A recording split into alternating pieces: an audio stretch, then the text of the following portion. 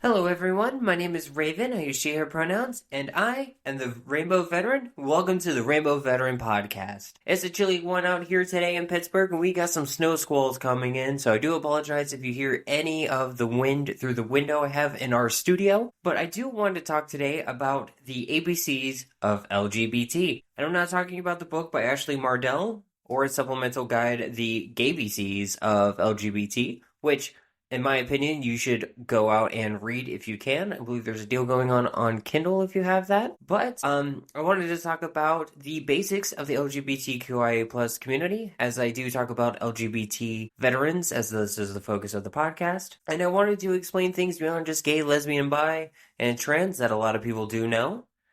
And fair warning, this may sound like the teacher from Ferris Bueller's Day Off, just because I know there's a lot of definitions and explanations of things. So I will be trying to keep this as entertaining as possible for you all. But before we go into the different identities and labels, you all should know that sexuality, romantic attraction, and gender identity and expression are all on a spectrum. Within those spectrums, there are many labels. Some are even umbrella terms for other labels, giving more specifics for a person to use or not use. Now, not all people use labels. Some use more ambiguous labels. Others use super specific labels, as it helps them with situations or just helps them navigate their journey. There's no right or wrong way to use labels for the LGBT community.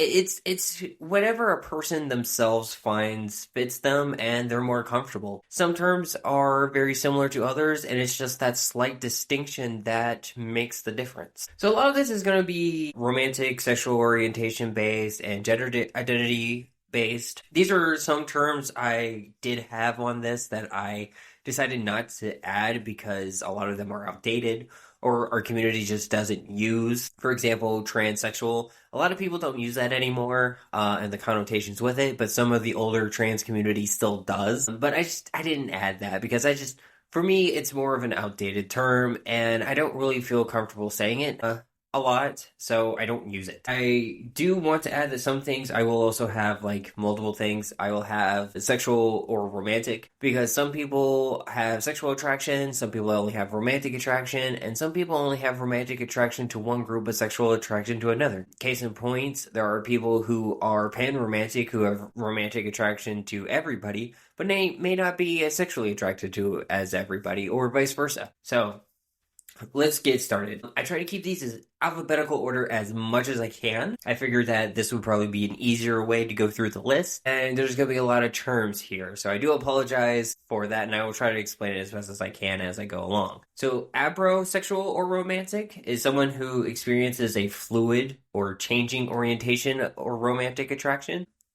I think of it a way it sometimes is a bit better of a distinction of just the fluidity of sexuality or romantic attraction. Case in point, sometimes I'm into men, sometimes I'm not into men, and I find myself kind of flowing with that. I still identify as pansexual, but there's a lot of that in kind of that sexuality. Some people, that's all it is. It's just they can like one person one time versus another. I don't know how it works with partners. I believe that's probably another thing. I don't know anyone who identifies as abrosexual or abroromantic, but nevertheless, there is a identity for it. So you have AFAB, AGAB, or AMAB. These stand for assigned female, assigned gender, or assigned male at birth. These are acronyms used to describe someone's journey. Usually it's by the person themselves. Like some people will say they were assigned male at birth, kind of talk about their journey with their identity, especially with gender and gender expression. Unfortunately, it has been used as a way to kind of out people as well for being trans in some way or another. There's also CIFAB, CIGAB, and CIMAB, which is CIFAB instead of AFAB, which is coercively introduced female at birth or something like that. I don't use that a lot. I honestly don't use AFAB or AGAB or AMAB at all really anymore, just because unless I'm talking about my journey, I don't use it for others. Because it's just a gender binary with extra steps, unfortunately. Affirm, you will hear this a lot in the LGBT community. It just basically means to support, validate, or assert that something is true. This is usually for like people's sexual orientation, romantic attractions, or gender identity or expression. A lot of people will argue against the community. They'll argue that to affirm someone, especially right now the current bogeyman is trans people, that to affirm someone's gender is to give into the disillusion of being trans, which I just want to say that's just boogeyman talk. That's recycled rhetoric from the gay panic of the 80s and 90s. Agender, also known as genderless. This is someone who is without gender, gender neutral, or rejects the concept of gender themselves. This is basically a non-binary gender identity under the non-binary term, which is under the non-binary umbrella, which is also under the transgender umbrella. I knew a couple of people who identified as agender. Is basically a lot of them were apathetic towards their gender, and some people felt like nothing really fit them, that there was something just uniquely themselves. So I wanted to make sure that was a big point there. Ally is someone who doesn't identify as part of the LGBTQIA plus community, but actively supports the community. This is a title. I want to make this point really clear. This is a title granted by someone who's in the LGBTQI plus community, and it can also be taken away when someone becomes a problem. Like, I don't even want to say a good example, because she really wasn't, but like some people call J.K. Rowling before the anti-trans stuff an ally because she was pushing for like gay and lesbian rights. And the moment everything else came out, like the gender stuff, she lost that title of ally. Some transphobic LGBT people do consider her an ally still, but no, it's you either accept the whole community or none of it. Aromantic, also known as aro, is someone who has little or no romantic attraction to others. Some people who are aromantic can also identify as asexual or ace. This is where we get our ace aro identities from, which, fun fact, Gwenpool in the Marvel comics is canonically ace and aro, so some Marvel representation for people. Asexual or ace is someone who has little or no sexual attraction to others. Now, with aro and ace, these are kind of big umbrella terms and are also spectrums themselves. There are some people who are ace who don't have sexual attraction to others, but still have sex with people. I believe the term is sex positive, where they're like, yeah, I do it, it feels good, but I don't really care. I'm not, horned up for anybody. And then there's some people who are sex repulsed, who are the opposite end of that, and, sex is just totally a no-go for them. Some of them don't even want to talk about it. And that's totally valid. But, like, these things are umbrella terms and, like, have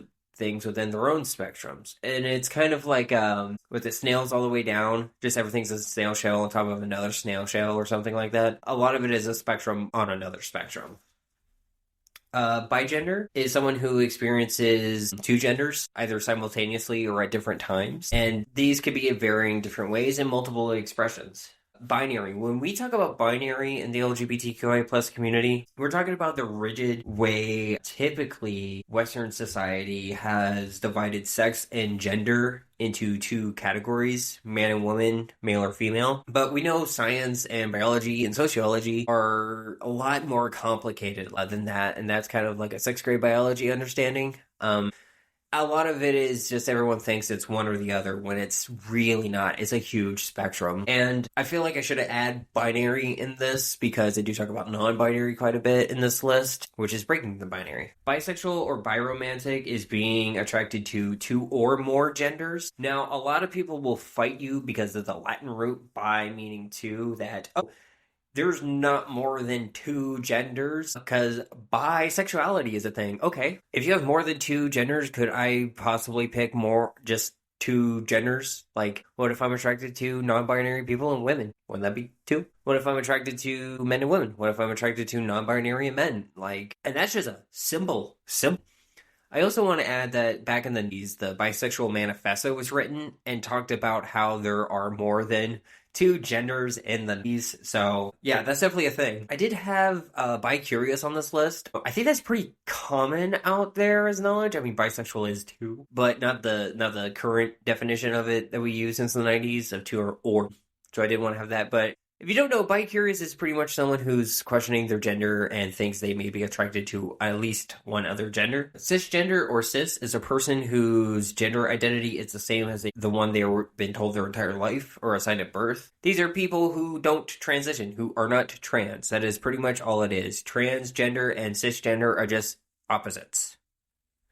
It's not a slur as much people try to make it sound like it is. It's not a slur. It's literally just a description. Cis is an adjective. A demigender is a gender identity that is a partial connection to one or more gender. Examples I had are demi-boy is the identity that is close but not fully related to boy or man. A friend of mine who identified as demi-girl when I knew them described it as if you took the gender of girl or woman and made it by LaCroix, is hints of girl, but not quite girl. In another form, demisexual or demi-romantic is a person who experiences attraction to people once they have formed strong emotional bonds with them. Some people who are demisexual, pretty much won't have any sexual attractions for feeling sexual attractions to people until that emotional bond is there. And sometimes even then, it's not always like what people think of sexual attraction. Sometimes it's very muted for some people. And that's totally fine. NB, now I know what you're thinking if you're just hearing this. How did I go from D to E when there's a lot of other stuff?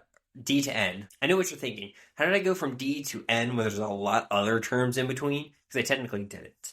NB is spelled E-N-B-Y, or Echo November Bravo Yankee. It's a slang term for non-binary person or non-binary people, but it's specifically spelled this way to not be confused with NB, as in November Bravo, or non-black, which originated, I believe, from BIPOC or POC spaces, or BIPOC meaning by Indigenous people of color, or POC people of color communities when talking about other ethnic minorities. I did want to add that because I learned that not so long ago, and it is a cool way to see how like things evolve within spaces within our own spaces. F to M is an acronym for female to male to describe trans men. As a way for trans men to explain their journey in a shorthand form. We have gay. Now this label, gay, has a lot of uses in many, many, many different ways. So specifically, it has been used to describe men who love men. And in a lot of other ways, it's kind of become the ultimate umbrella term for our community. Because in the same way like queer has a little bit with the younger generations, like millennial and Gen Z, the entire community was originally the gay community, and then lesbians had made their term, and then bisexual. So like it kind of is the ultimate umbrella term, but typically it's used for men who love men. Now, there is a term for just men, like sapphic is for women, femininity, loving femininity. There is one for men. I just don't have it on my list. I couldn't find it. I really wanted to get a lot of recording done today, so I don't have it on my list, but I may add that in my show notes. Gender. Now, we can't talk about trans people and not talk about the basics of gender. It's basically in the context of the individual self. Gender is a state of self-identification or being, either in the short, simplest forms of either being man, woman, both, or neither. It is a huge spectrum of identification and expression. In the context of society, gender is a system of classification that's rooted in a lot of societal ideas about the gender identity or binary typically. Now, some societies don't have a gender binary. Take India. They have a classification of a third gender. In a lot of not only indigenous cultures here in the United States, but also some Pacific Islander and South Asian cultures, there have been documentations of a third gender, and they even have their own words for a third gender.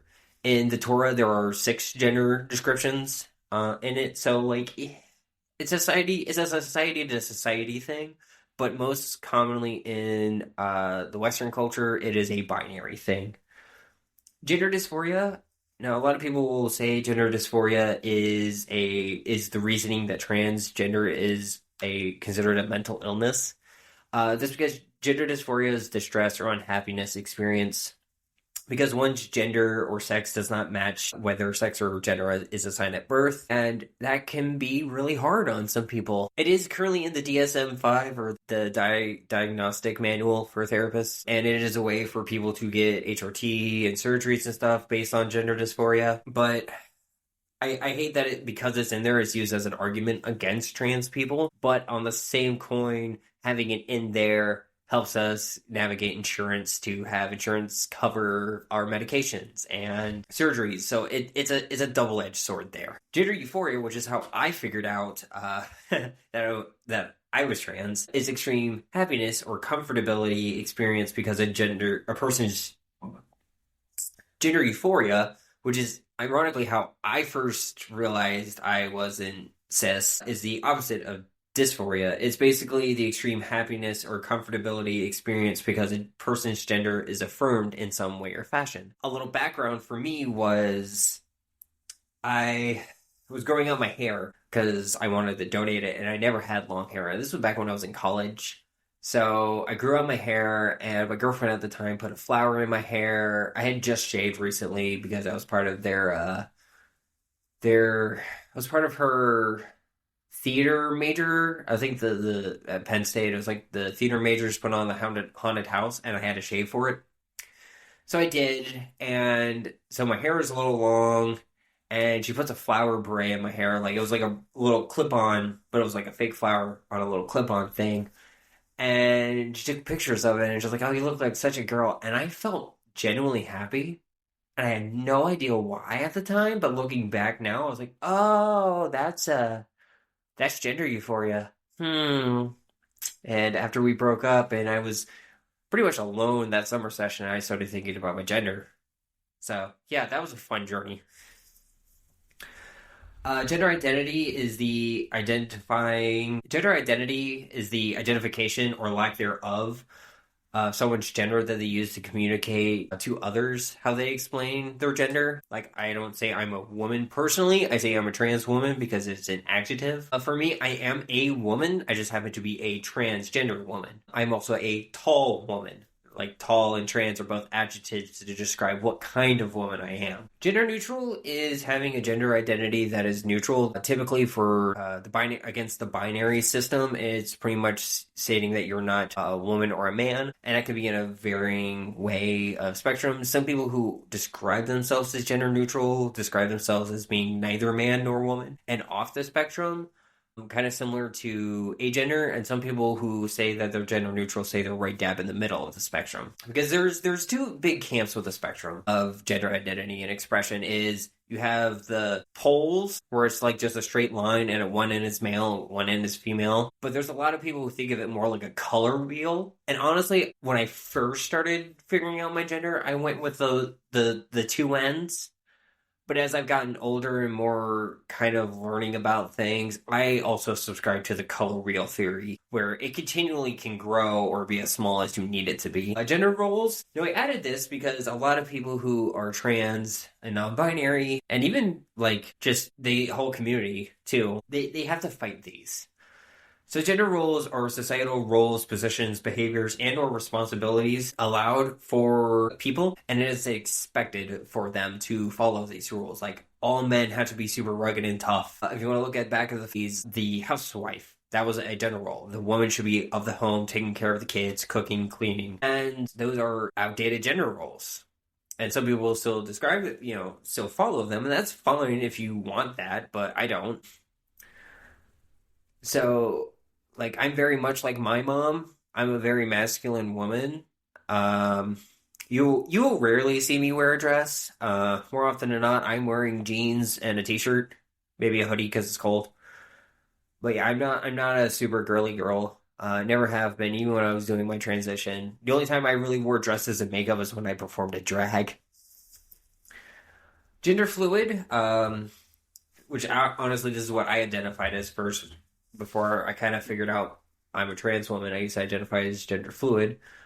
And your gender identity can evolve and, expand. And sometimes you find one label that fits for a while and then kind of doesn't after a minute. And everyone's journey is different. So, like, it's never a bad thing, in my opinion. But gender fluid is a gender identity where a person's gender changes. It's fluid. I always liked when I described it to people was there are days where I feel like a boy, days I felt like a girl, and days I felt like neither. And I basically just kind of told people how I felt in that day. I would wear pronoun pins that would match my gender identity for that day, but I knew I was still gender fluid. But like it was an interesting time, and it was kind of when I was still holding on to the for me at least, going into a little backstory with me, I was still holding on to the masculine identity because it was safe.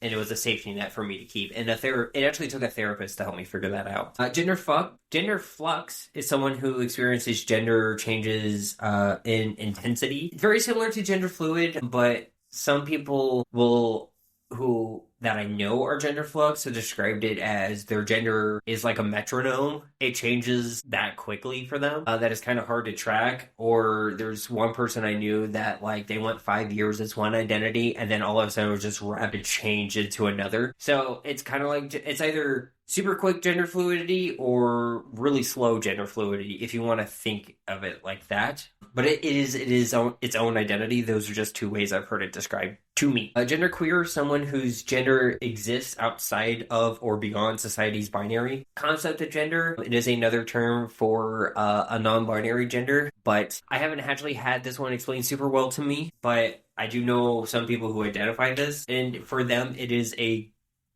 very good distinction from non-binary or even agender, so they feel more comfortable with this label, and you know what? That is totally valid. Gray sexual or gray romantic is a person who experiences very low amounts of attraction or experiences attraction super rarely under specific conditions. Very similar to demisexual, but without the romantic or the emotional bond there. So some people who are gray sexual can have it, but it's like one super specific person, and there may or may not be emotional bonding there, but it's super rare for them. A gray gender is an identity that involves having a weak sense of gender or being apathetic about one's gender identity or expression. They're pretty much, I'm just here. I'm just here for the ride, man. I am me. Fuck you. I don't give a fuck. I'm just me. Heterosexual or romantic, aka the straights, which most people I know in this world are. Not that most people I know in my social circles are, because all my friends are gay. But I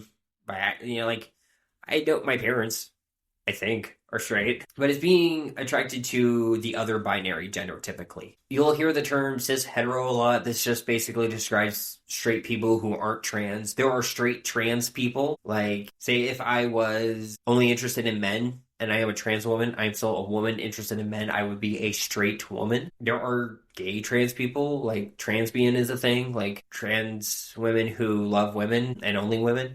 So, like, there are a lot of nuances when talking about in and out of the LGBTQIA plus community. Intersex. Now, not a lot of people realize, but the flag we use a lot, the progressive flag, now the Philly flag, which it just has a trans and brown and black to show both the trans and people of color, BIPOC, community inside the LGBT community. But that one with the yellow with the purple circle in the middle, that's a flag for intersex. Intersex is a sex category that includes people whose anatomy does not quite fit into society's typical definition of male or female. Sometimes it's a chromosomic thing with like XXY, XYY. You could be XX and a male. You could be XY and a female. That's just the chromosomes. There's also physical manifestations.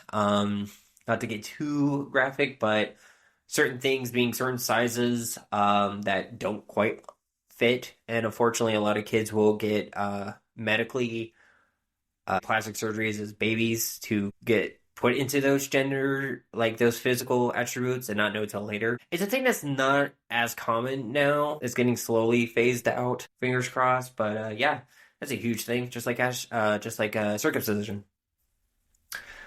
Lesbian, women, and non-binary, people who are attracted to other women. So if you want to think about it, it's femininity, attracted to femininity. You don't have to be like a demigirl and a woman could be, lesbian couple. Some people describe it as non-men, loving non-men. But yeah, lesbian's in a kind of an encompassing word. Also, lesbian comes first in LGBT community because the lesbian community were taking care of the gay men during the AIDS epidemic. So that's why it's LGBT. And not GLBT. I think it just kind of flows better that way. LGBTQIA+, the acronym, stands for lesbian, gay, bisexual, transgender, queer, or questioning, intersex, asexuality, or aromantic, and plus. Now the plus is for other identities that aren't straight or cisgender. There are versions with S in the front, which symbolized Two-Spirit, which is a native-only word, native-only identity. I have seen some people appropriate that identity, and I want to make sure that people know that it is a thing for natives only. And I don't think it qualifies for every tribe. I'm not sure which one, so I am saying natives only. It may be for a specific tribe. I don't know, honestly. And I'm not going to try pushing it on any specific groups or tribes because that is not my place. I am very, very uneducated in that. But I did want to make people aware of the Two-Spirit identity. A man, basically someone who identifies as a man or a male. Like, that's it.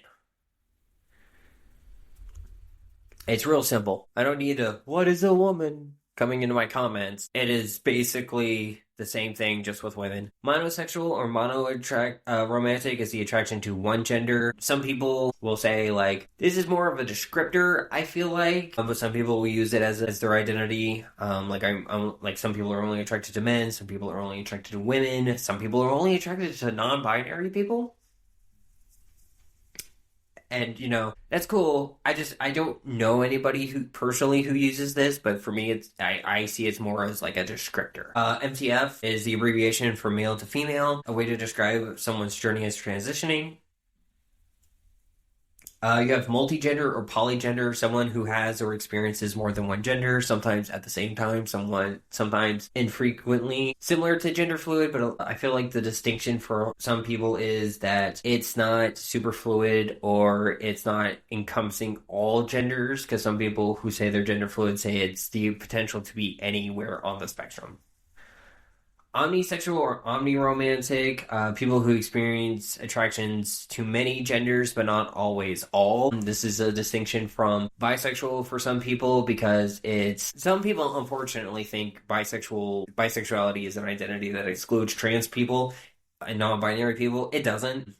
But some people identify as omnisexual because bi didn't feel quite right, and they felt like there was a little more to it. And then you have pansexual people or panromantic, which is people who experience attraction to many, up to all genders. A lot of people who are pan will say hearts, not parts. I'm very much in that camp.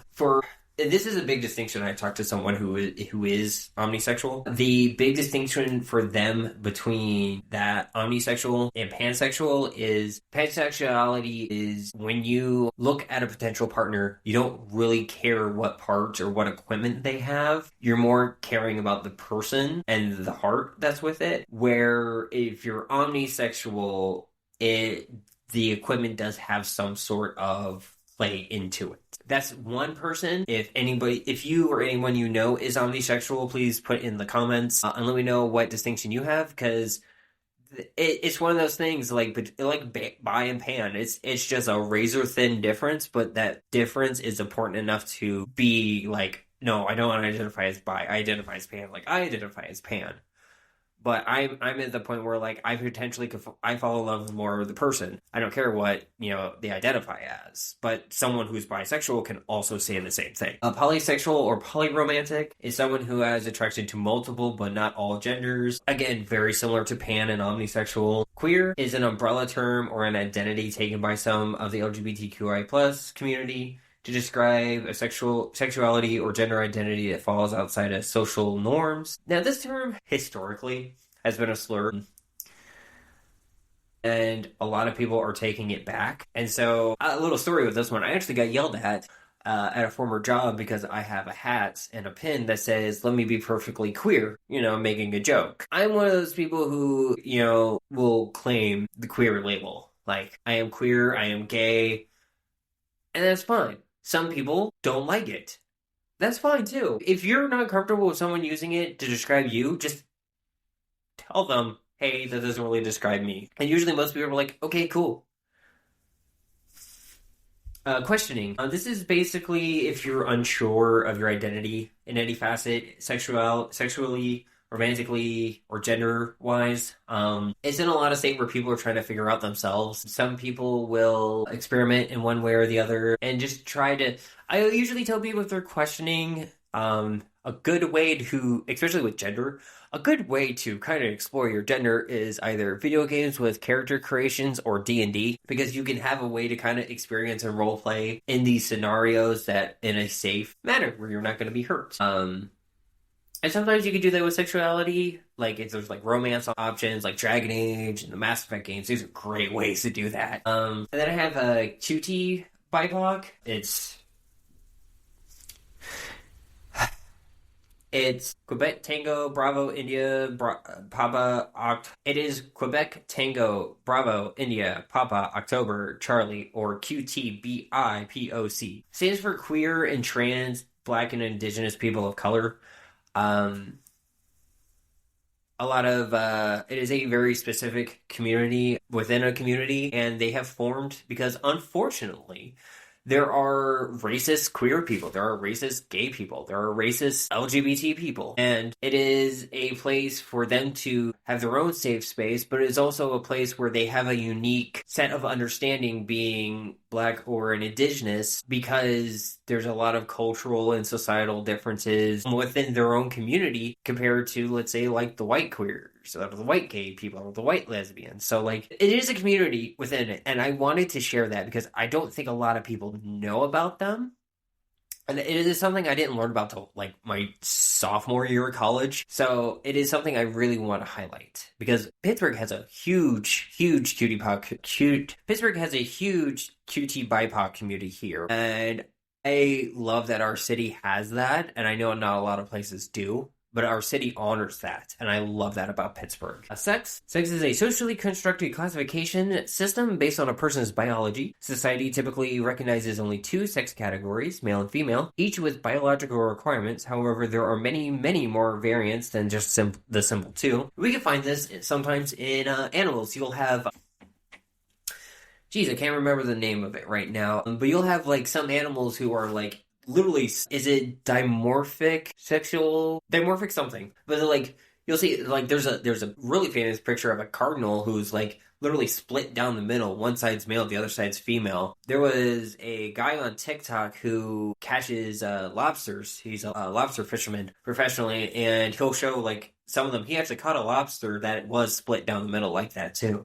Okay, I'm going to have a hard time pronouncing this one. This is scoliosexual or scolioromantic. It is not the attraction to people who have scoliosis, which is what I thought when I first heard this. It is a description of people who are attracted to those who identify as non-binary. Trans man, someone who's transitioning into a man. Trans woman, someone transitioning into a woman. Trans feminine is a term used to describe someone who's transitioning into the feminine side of the gender spectrum. And a lot of times this is to describe more either groups of people or those who are non-binary who want to like lean more into like one side of the gender spectrum, like demigirl or not. Transmasculine, term used to describe someone who's transitioning to the masculine side of the gender spectrum. And sometimes it's used for medications and products. Like, typically, binders are used by transmasculine people. Estrogen is used by trans feminine people or people who want to feminize their body. Transgender, or trans for short at times, is the umbrella term for anyone whose gender identity does not match theirs that they were given at birth. Now, transgender has been kind of equated with this whole panic going on with the current administration coming in. But honestly, all it is just people who disagree with what society has told them their gender is. A little story with that one for me was I used to stare in the mirror all the time as a kid. No matter where we were, I would stare right back at myself in the mirror. And it took a long time to realize the reason I was doing that was because, for me, looking in the mirror was wrong. Like, the person I was looking at didn't match. Like, literally Mulan's reflections from the movie Mulan. So, as I got older and as I became more educated and learned more things about myself and the community, it made sense of why I'm trans. And now when I look in the mirror, I see the woman I am, and I'm happy. Nothing feels wrong when I look in the mirror now. It's all good. It's all right. And it took a long time and a lot of hindsight to realize that. So I just wanted to add that little story there. Transition. Now, this is the process of accepting oneself or pursuing changes in order to affirm one's gender or alleviate dysphoria. There are many different forms of transition, and a lot of people think transition just means HRT and surgeries, where that's medical transition. So I'm going to kind of break down the basic ones. So you have a social transition, which a lot of times just basically means you change your name. You go by a different name, go by different pronouns. You may express yourself differently, like you may wear different clothes. I didn't really, because I like my jeans and my t-shirts. The way I just describe my wardrobe is chapstick lesbian, which is pretty much just kind of feminine, but more masculine than anything. I think skater girl, stereotypical skater girl. That's me. But social transition is very simple. There's no repercussions usually, other than, dealing with hateful people. But social transition is really easy. And then that's where a lot of people who are questioning their gender identity, that's where they start and some end, which cool, you had room to explore, you found out it wasn't your thing, cool. But also it's where people who are trans figure out they are trans, and this is where they start. It's more of a social transition. Medical transitioning is where you will have HRT, puberty blockers, surgeries. Now, some people don't want medical transitions. Some people who are trans just get social transitions. Some people who are trans really, really want medical transition, and some just get one or two pieces of medical transitioning, stay on it for the rest of their lives, and some start and then some end. But they still identify as trans, and that's fine. There is a lot of paperwork, and a lot of states have varying levels, but a lot of them are pretty much, you have to get diagnosed with gender dysphoria. You have to have, therapy for a certain amount of time. It's a lot harder for minors. I had a lot more paperwork for minors, so you can get access to puberty blockers because of that. But it's a lot. It's a lot of paperwork. Usually pretty much everywhere, it's a lot of paperwork. Social transition could be just changing your name legally, which my spouse is trying to get done here soon. Social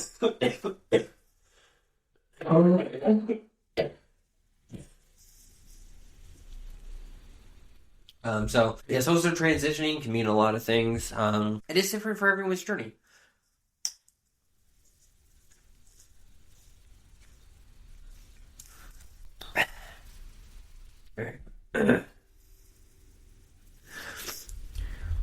And then finally we have a woman. It is someone who identifies as a woman. That's it. And it's really simple, and I don't know why people get onto it. There's one person I saw on TikTok who was using it as a woman is a person who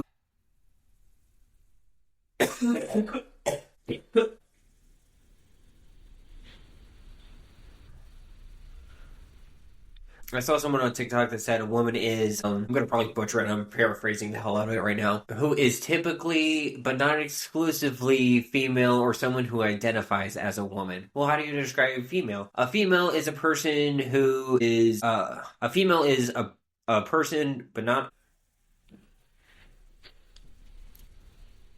Well, how do you describe female? A female is a person who has, but not exclusively, typically has a uterus and ovaries. But there's so many different nuance and things like that. That I don't know. I just went with someone who identifies as, because fuck it, it's a simplified version. So yeah, these are the ABCs of the LGBT. There are a lot more terms and definitions I did not have here. Some I don't, prime example, stud. Stud is a black lesbian thing. I didn't share it because I didn't want to butcher the definition at all, and as a white trans sapphic woman, I didn't really feel like that I had the right to. I could have described it, but it's one of those things that I feel like I should step aside and let someone else do.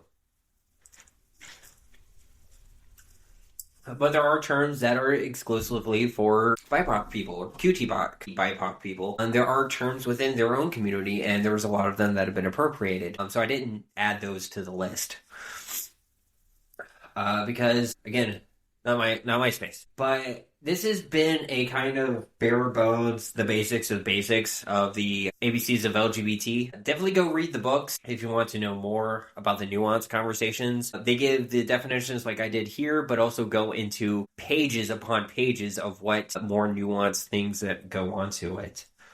So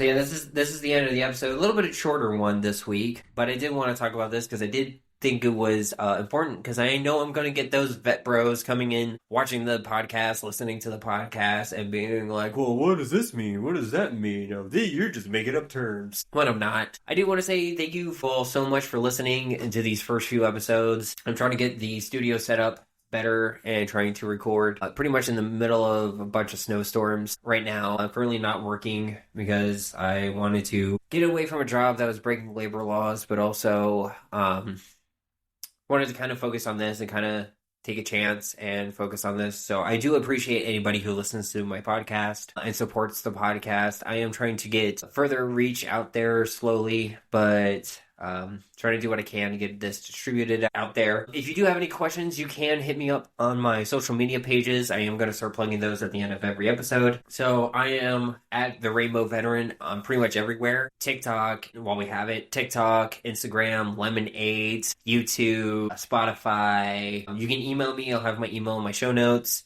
Along with all my social media handles. If you do have any questions, I am on YouTube and Spotify. You can leave comments there. I do try to respond to them as soon as I can. If they're actually genuine questions, I do delete hate comments. But yeah, I am on Reddit, slowly trying to make my way around there. I may set up a Discord or a subreddit for this. I'm not sure yet. But until then, everybody, stay safe, stay vigilant, stay hydrated.